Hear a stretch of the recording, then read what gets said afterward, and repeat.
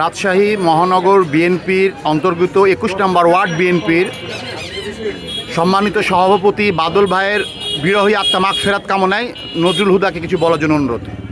আসসালামু আলাইকুম, বিসমিল্লাহির রহমানির রহিম। আমাদের সভাপতি এস.এম. বাদল ইন্তেকাল করেছে আজকে।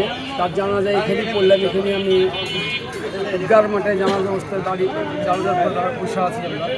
আমরা মারা যাওয়ার পরে আমাদের বিএনপির পক্ষ থেকে তার পরিবারের উপরে, তার সন্তানের উপরে আমরা সমবেদনা জানাই।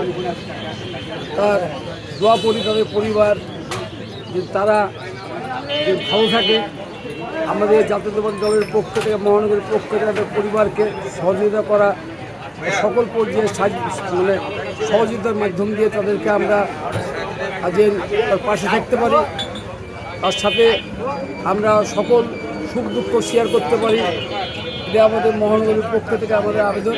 সকলের কাছে আমরা দোয়া চাই, সারা বাংলাদেশ রাষ্ট্রবাসীর কাছে। বাদল একজন আমাদের নিশ্চিত কর্মী ছিলেন, বহু কাজ করেছেন জাতীয়তাবাদী দলের।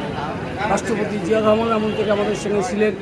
তার জন্যই আমরা সকলের কাছে, আমরা জাতীয়তাবাদী দল ও সাধারণ মানুষের কাছে আমরা আহ্বান জানাই, তাদের সকলে যে দোয়া করে। আল্লাহ হাফেজ। আসসালামু আলাইকুম। জননেতা নজরুল হুদাকে ধন্যবাদ।